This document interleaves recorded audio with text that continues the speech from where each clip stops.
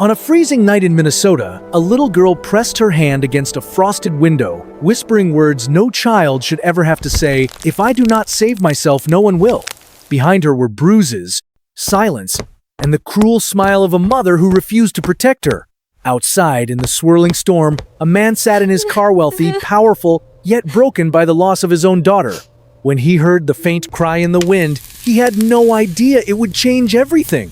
This is not just a story of pain, but of two shattered souls who found healing in each other. Stay with us, because this tale will remind you that love can rise even from the coldest night. And if you believe in second chances, subscribe to Loss and Healing now, because the next story might touch your heart even more deeply. The wind outside rattled against the old house as if it wanted to warn the world of what was happening inside. 9-year-old Emma lay curled on the cold wooden floor, trying to make herself smaller, wishing she could vanish into the cracks beneath her. Every breath came sharp and shallow, every heartbeat louder than she wanted it to be. I cannot believe She this knew happened. if she cried out, it would just only get unbelievable. worse. So she pressed her lips tight, even when blood filled her mouth, and she stayed quiet in the storm of his rage. Carl's shadow stretched across the wall like a dark monster. His boots struck the floorboards with a heavy rhythm that made Emma flinch before each blow even landed. The stench of alcohol clung to him, mixing with the bitter smell of burnt coffee in the kitchen. His words were as sharp as his kicks, each one meant to remind her she was powerless. But what hurt more than his fists was the stillness of her mother. Denise stood by the stove in her silk robe, arms folded, a faint smirk tugging at her lips. Emma dared to glance at her, hoping for a flicker of protection, but saw only indifference.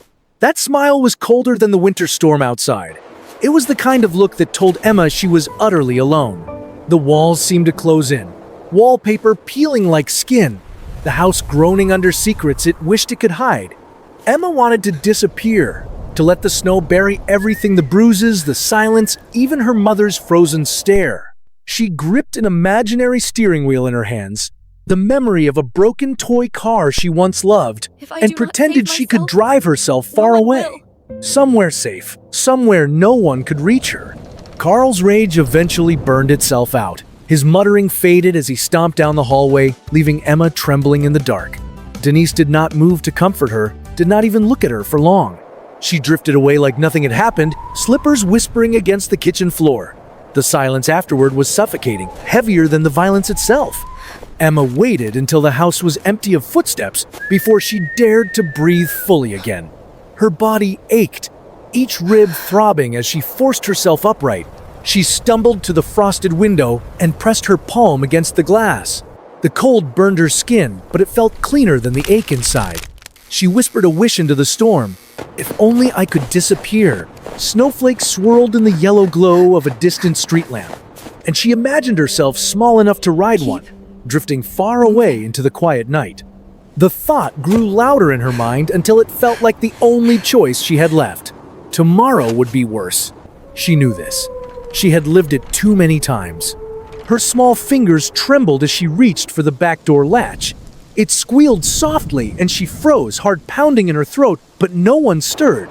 Slowly, carefully, she pulled it open. A wall of icy air rushed over her, stealing her breath. For a moment she hesitated, standing on the edge of the unknown, then stepped forward. The snow swallowed her feet instantly, cold fire racing up her legs. Her body screamed against the frost, but she welcomed it. It was proof she was moving, escaping. Each step left a print that the storm began to erase almost as soon as it was made. She didn't look back. She couldn't. The night was merciless. Wind whipped against her face, freezing tears before they could fall. Her thin dress clung to her body, the hem stiff with dirt and old stains. She wrapped her arms around herself, fighting the pain in her ribs with every step. She whispered again like a mantra, "If I do not save myself, no one will." The words kept her going when her body wanted to collapse. The old swing set creaked in the distance, its chains howling in the storm. Emma passed it without slowing, remembering laughter that once filled that yard before her father was gone, before Carl, before everything changed. The house behind her became only a shadow in the snow, and soon even that faded. She crossed the empty street, swallowed by the blizzard, her small figure vanishing into the white. She did not know where she was going, only that she could not go back. Somewhere out there was something different, something better. She clung to that fragile hope, even as the storm bit into her skin. Every step was defiance, every breath was survival. In the endless night, she carried nothing but bruises and the stubborn will of a child who refused to let the world break her completely. And though she did not yet know it, her whispered cry into the storm was about to reach someone who needed saving just as much as she did. For Emma, this was the beginning of everything. The night she chose to walk away from pain, to step into the storm and toward a future that had not yet revealed itself. And for the first time, even with fear gnawing at her, she felt a spark of strength inside her, a quiet fire that refused to die. The storm raged over Minneapolis, coating the streets in white silence. Cars sat abandoned along curbs, their outlines buried beneath snowdrifts, while lamplight flickered against the swirling flakes. At the edge of downtown, a black SUV idled beneath the eerie glow of a security lamp. Inside, Ben Walker sat slumped against the leather seat, his hands resting heavy on the steering wheel. From the outside, he looked like a man who had it all. His name had graced the covers of business magazines, his signature carried weight in boardrooms, and his penthouse overlooked the city skyline like a fortress of glass. But tonight, behind the tinted windows, he was just a man hollowed out by loss. The heated seats hummed beneath him, but no warmth reached the ache inside his chest. His phone buzzed again, on the console another meeting reminder, another gala, another dinner he had no interest in attending. He let it buzz until the sound stopped, leaving only the whisper of jazz from the radio, each note pressed against him, not soothing, but scraping open wounds he thought had scabbed over. Since Olivia's death, life had narrowed into routines he no longer believed in. The gym, the office, the endless string of business deals distractions meant to fill the silence she had left behind. His penthouse was immaculate, every surface polished, every book aligned. It was a shrine to order, but none of it could bring her back. At night, the silence of that space weighed on him, pressing against his chest until he could barely breathe. He rubbed a hand over his face and glanced toward the glove compartment. He knew what lay inside small pink mittens with worn fabric and loose threads. Olivia's. He had placed them there years ago and never moved them, though he could not bring himself to touch them either. They were a relic of another life, a reminder of promises he could not keep. Snow spun in the beams of the headlights, hypnotic in its rhythm. For a moment, he wished he could dissolve into it, let the world erase him as easily as it swallowed the city streets. His reflection in the windshield looked like a strange Raya's ringed with exhaustion, jaw tight with bitterness. What good was wealth if it could not save the person he loved most? And then, through the howl of the storm, something broke the rhythm. A sound, faint at first, so delicate he thought it was a trick of his imagination. He froze, listening. Again it came high, raw, fragile. A child's cry. Ben straightened, heart thudding. He turned down the radio, the saxophone fading into silence. The cry came again, clearer this time, slicing through the insulated cocoon of his SUV. For a moment he sat frozen, mind racing with excuses. Maybe it was an animal, maybe distant voices carried by the wind. It was not his business. It was not his responsibility. But then memory crashed over him. Nights when Olivia would call out in the dark, her voice trembling with fear. "Daddy, are you there?" He had always answered. He had always gone to her room, tucked her tighter under the blanket, promised her she was safe. Until the one night when no promise could hold. Until illness had stolen her breath, and no amount of money or love could stop it. The sound outside now was not Olivia's, but it might as well have been. Every part of him recognized it, the raw edge of fear, the desperate plea for someone to listen. His chest tightened until it hurt. He gripped the steering wheel, knuckles white. He told himself to drive away, to let it go. He had built walls around himself for a reason, and he could not tear them down for a stranger. But the longer he sat there, the more suffocating the SUV became. The warmth of the heater felt like a cage. His reflection in the glass sneered back at him. A man too weak to answer a child's cry. "All this money," he muttered bitterly, "and I cannot silence one sound." The cry came again, thinner this time, as if fading. Something in him snapped. He reached for the keys, switched off the radio, and opened the door. Instantly, the storm swallowed him, wind cutting into his skin, snow stinging his face. He pulled his coat tighter, his breath fogging in the freezing air. The street was nearly deserted, blanketed in drifts that muffled every sound but his own boots crunching against the ice. He moved toward the cry, heart pounding, each step heavier than the last. Not fear, but urgency. He had no plan, no script, only the relentless pull of that small voice. A tiny form crouched near the edge of a playground, hair plastered to her cheek with snow, arms wrapped tightly around her knees. She looked impossibly small against the vast white, like a shadow about to be erased. Ben slowed, careful, not wanting to scare her, but she lifted her head at his approach. For an instant, their eyes met theirs wide, terrified, but alive with a fragile spark. In that moment, the storm seemed to hush, and the city itself held its breath. He knelt in the snow, ignoring the wet chill that seeped through his pants. He took off his coat, holding it out with trembling hands. "It is okay," he whispered, his voice steady but soft. "I will not hurt you, I promise." The world narrowed to that fragile space between them. Snow swirled, light pooled from a nearby lamp, and a child who had every reason not to trust reached out with shaking fingers. Her tiny hand found his, cold against his skin, and for Ben, everything shifted. The weight of loss, the walls he had built, the years of silent seen-on of it mattered in that moment. What mattered was the fragile trust of a girl who needed him, and the realization that maybe, just maybe, he needed her too. The snow whipped around them, blurring the edges of the world into white silence. Ben knelt there in the storm, his coat outstretched, his breath fogging the frozen air.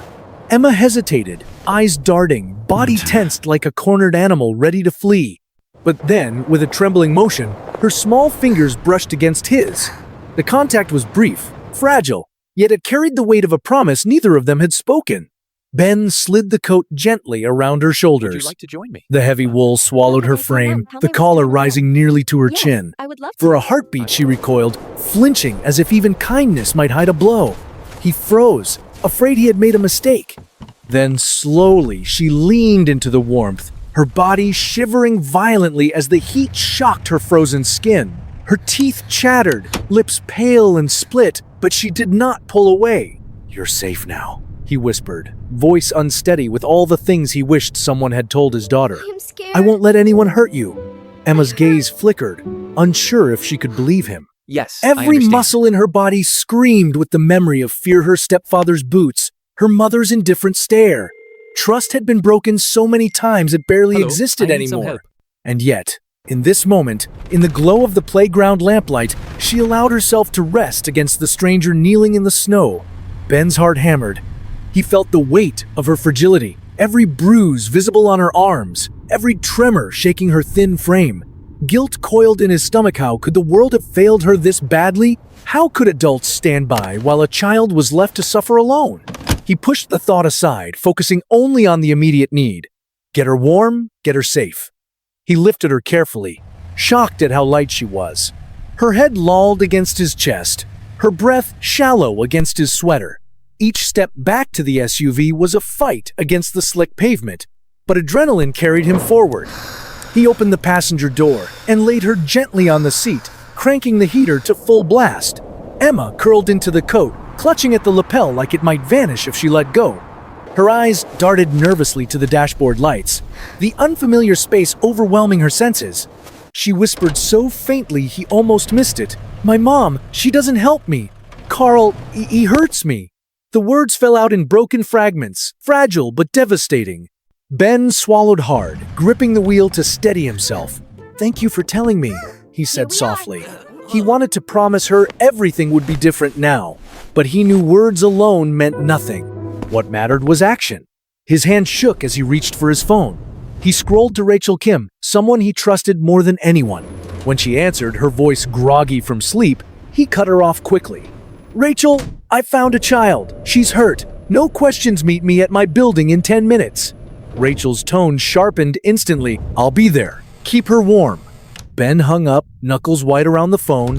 He turned back to Emma.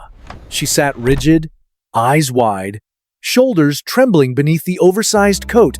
She looked so small, so breakable, and yet there was a fierce will burning in her, the same will that had carried her out into the storm. No one will hurt you here, he said again, softer this time, as though repeating it could make it true. The drive through the snow was slow, each block a blur of flurries and streetlights. Emma pressed herself against the seat, clutching at the fabric of the coat. Her mind spun like a shaken snow globe flashes of her house, Carl's boots, her mother's smile, but also the unfamiliar warmth of the car, the steady rhythm of Ben's voice. She wanted to believe it was real, but fear clung to her like frost that would not melt. Ben kept glancing at her from the corner of his eye, his chest tight. He had not felt this sense of urgency since Olivia was alive, calling for him in the night. He had promised her then, Daddy's always here. A promise death had forced him to break. Now, with Emma sitting beside him, shivering but alive, he felt the chance to make a promise he could actually keep. When they pulled into the private garage, Ben exhaled in relief. The world outside was still chaos, but here, he could at least offer safety. He parked quickly, then moved around to lift Emma again. She felt impossibly light in his arms, her head pressing weakly against his chest as he carried her to the elevator. Inside the penthouse, golden light spilled across polished floors, chasing away the gray chill of the city. Rachel was already waiting, her medical bag at her feet, her eyes widening at the sight of the child in Ben's arms. "Set her down here," she said firmly but gently. Ben laid Emma on the sofa, stepping back as Rachel knelt beside her. Emma's lips trembled when Rachel spoke, her voice low and calm. "Hi, sweetheart. My name is Rachel. I'm going to help you, okay?" For a moment, Emma hesitated, as if speaking was dangerous. Then in the faintest whisper, she said, "Emma, my name is Emma." Rachel smiled softly.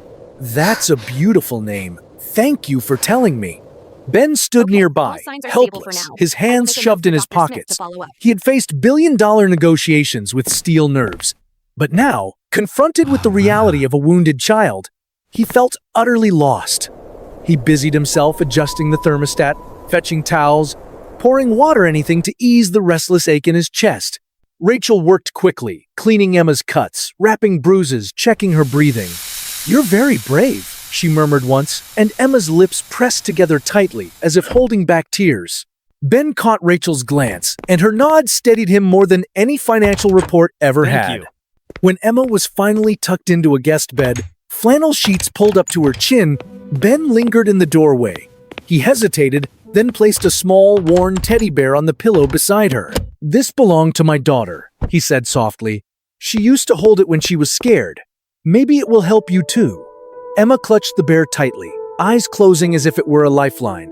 Her breathing slowed, her face softening in the glow of the bedside lamp. For the first time that night, Ben felt a flicker of something knee-hope. He stood there, watching her shoulders rise and fall, realizing that the storm had not just brought him a child in need, it had brought him a chance to heal too. And as he turned back to the quiet of his penthouse, he knew there would be no going back. Morning light filtered through the tall windows of the penthouse, painting soft gold across the polished floors. For years, Ben's home had been a museum of silence, everything in its place, untouched, pristine. Now, with Emma curled under a heavy down comforter in the guest room, the space felt different. Not alive yet, but waiting, as if it sensed the fragile heartbeat of change. Ben lingered in the doorway watching her sleep.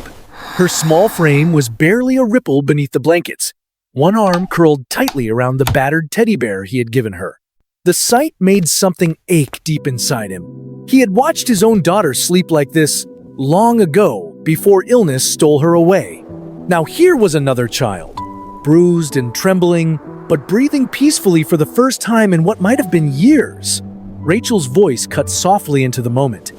"She'll be okay," she said, standing just behind him. "She needs rest, but she's strong." Her words steadied him, giving him something to hold on to. Hours passed quietly. Ben busied himself in the kitchen, making coffee he barely tasted, pretending not to check the guest room every few minutes. When Emma finally stirred, the house filled with sounds it hadn't heard in years. Footsteps, hesitant and small, the whisper of a child wandering unfamiliar hallways. She appeared in the doorway, hair tangled, eyes wide with uncertainty. "Good morning," Rachel said gently, offering her a smile. Emma nodded, gaze darting between them, then lowered her eyes to the floor. She carried the teddy bear with her, its threadbare fur clutched tightly in her hands, a silent anchor in a sea of change. Ben wanted to speak, to offer her words of comfort, but his throat closed up. Instead, he poured her a cup of cocoa and slid it across the counter. She hesitated, then took it, wrapping her fingers around the warm mug. A shy sip, a breath of relief, the smallest of bridges built between them. From that morning forward, the penthouse began to change. What had once been sterile and echoing slowly filled with the messy, beautiful rhythm of life. Crayon drawings appeared on the refrigerator, door-wobbly stick figures, uneven suns, crooked hearts. The first time Ben saw them, his chest tightened. Olivia's art had never been allowed on the fridge. He had insisted on order, on control, as though neatness could shield him from loss.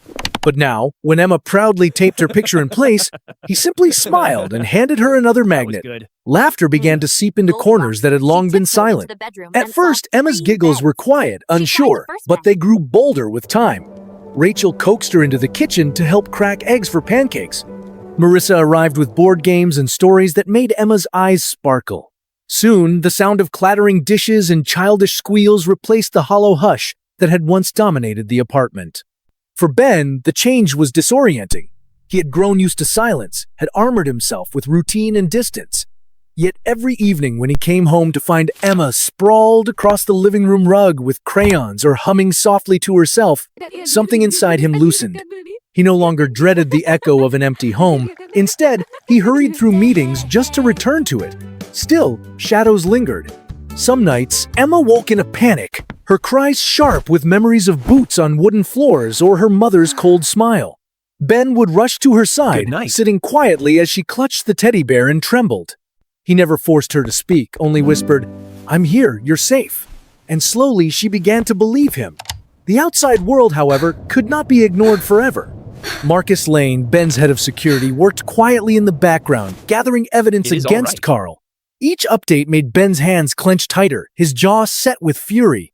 Cheryl Stanton, sharp-eyed and relentless, spread files across the dining table, guiding Ben through the maze of custody filings. They spoke in low voices, careful never to let Emma hear the full weight of their plans. But every page signed, every document filed was a step toward permanence. Emma sensed the undercurrent. One evening, as she sat cross-legged on the rug, she asked in a whisper, "Will they send me back?" Ben's heart lurched. He sat beside her, unable to promise what he didn't fully control, so he simply reached for her hand and squeezed. She looked at him for a long moment, then nodded, as though she understood the promise in his silence. Days slipped into weeks, and the penthouse transformed further. The smell of baking filled the air, cookies, cinnamon rolls, whatever recipe Rachel taught Emma that day. Marissa brought balloons and ribbons for a belated birthday celebration Emma had never known. The dining table, once reserved for sterile dinners, now overflowed with mismatched plates and laughter. Even the doorman noticed, remarking on Ben's smile as Emma skipped through the lobby beside him. The healing was not instant, nor was it easy. Emma flinched at sudden noises. She hid scraps of food under her pillow at first, uncertain when the next meal might come. But little by little, trust grew. One Thursday afternoon, Ben sat with her over a jigsaw puzzle of dolphins. When he noticed her sneak a piece into her pocket, saving it for the final reveal, he pretended not to see, smiling quietly at her small act of control. One evening, as snow fell thick beyond the windows, Ben found himself watching Emma doze against his shoulder while a cartoon flickered on the screen. Her breath was steady, her warmth grounding him. In that simple moment, he realized something profound. He was not just giving Emma safety, she was giving him something too. A reason to hope again. A reason to believe that broken hearts could mend. The penthouse, once cold and lifeless, now pulsed with the heartbeat of family. Every crayon drawing, every burst of laughter, every whispered goodnight became a stitch in the fabric of a home being remade. And as Emma's world expanded, so did Ben's. Where he had once seen only loss, he now saw a possibility. Where silence had once haunted him, now the sound of a child's laughter echoed like music. For both of them, it was only the beginning. But in those fragile, imperfect days, they were learning together that healing was possible. The courthouse loomed gray against the winter sky, its marble steps slick with half-melted snow. For most people, it was just another building. But for Emma, it felt like a wall too tall to climb, a place where her future would be decided by strangers in robes. She clung to Ben's hand as they walked through the metal detectors, her small body dwarfed by the echoing hallways. The teddy bear he had given her peeked from her backpack, its worn ear sticking out like a silent companion on this terrifying day. Inside the courtroom, the air was heavy with tension. Wooden benches creaked under the weight of anxious families. Lawyers shuffled their papers, and the judge's bench loomed high above like an altar of truth. Ben guided Emma to her seat beside Cheryl Stanton, their attorney, while Marcus Lane stood watch near the door, his steady presence a shield against the chaos. Across the aisle sat Carl and Denise. Carl's jaw was set, his expression stone cold, but his eyes betrayed flashes of unease. Denise looked smaller than Emma remembered, her silk facade gone, replaced by trembling hands and eyes that flickered nervously from the judge to her daughter. When the hearing began, Emma's heart pounded so loudly she thought the whole room could hear it. Cheryl's voice was calm and steady as she guided Emma through her story. "Take your time," she whispered, giving the little girl room to breathe. Emma's words came softly but with surprising strength. She spoke of the cold nights, the bruises, the sound of boots on the floorboards that made her blood freeze. Each sentence painted a picture the courtroom could not ignore. When asked about her mother, Emma's voice shook. She stared at her lap, fingers twisting in the hem of her dress. She watched. She didn't stop him, she just smiled. The words spoken in a whisper cut through the silence like glass shattering on stone. Carl's lawyer tried to object, painting Emma as a confused child, her memory unreliable. But Cheryl countered with calm precision. Each objection deflected, each question reframed. Then came the moment she had prepared for, Emma's journal. Page after page filled with uneven handwriting, childish drawings of a house with dark windows, stick figures with angry faces, bruises marked in crayon. It was more than evidence, it was a record of survival, of a child fighting to hold on to her voice when the world tried to silence it. The judge's gaze lingered over each page, the weight of Emma's truth filling the room with an undeniable presence. When Denise took the stand, the pressure in the room shifted. Cheryl's questions were firm but fair, peeling away layers of denial. At first, Denise tried to maintain composure, but her voice trembled, her hands clenched, and sweat gathered on her brow. Finally, under the relentless weight of the truth, she broke. "I knew," she sobbed, her voice cracking. "I knew what he was doing. Am I free I was now? afraid. I didn't want to lose him. But I should have stopped him. I should have helped her." Her confession silenced the courtroom. Carl's mask slipped, his bravado crumbling into something smaller, meaner. Emma's eyes widened. A single tear slid down her cheek as she looked at her mother, not with anger, but with grief for the family she had never truly had. Ben squeezed her hand gently, his own eyes glistening, a silent vow passing between them. She would never face this kind of betrayal again. Cheryl's closing argument was fierce, her voice carrying the weight of Emma's pain and courage. Holding up the journal, she said, "This is not imagination, this is not exaggeration, this is a child's truth. This is proof that her voice matters." The judge's verdict came swiftly. Emergency custody would be granted to Ben Walker. Carl was taken into custody for child abuse, his wrists locked in steel as officers led him away. Denise's parental rights were revoked, her sobs filling the room as she was remanded into the care of the state. Emma clung to Ben's side as the courtroom emptied. For a moment she stood frozen, unable to believe what had just happened. Then she looked up at him, her voice trembling but urgent. "I'm really free now?" Ben knelt to meet her eyes, his own voice thick with emotion. "You are, Emma. You're free, I promise." At that moment, sunlight broke through the courthouse windows, golden beams spilling across the polished floor. It felt like more than weather, it felt like a sign, a blessing, a promise of new beginnings. The days that followed were filled with paperwork and procedures, signatures and background checks. Ben welcomed every step, never wavering, never letting the process discourage him. When the adoption was finalized, when the judge declared Emma legally his daughter, Ben felt a knot inside him finally loosen. Years of grief gave way to something new. A fragile, powerful hope. Emma's world blossomed in ways she had never imagined. Together, they designed her bedroom from scratch swan print sheets that shimmered in silver, fairy lights strung across the headboard, shelves overflowing with storybooks. She chose a rug soft as clouds and proudly covered the walls with her crayon drawings, now framed and hung with pride. On the door, in her neatest handwriting, she painted a single word, home. For the first time, Emma had a sanctuary, a place for secrets whispered to teddy bears, for giggles shared with new friends, for dreams she no longer had to hide. And for Ben, the penthouse finally became more than an elegant shell. It became a home. Marissa and Rachel became ants in Emma's eyes, their laughter and kindness weaving threads of family into the walls.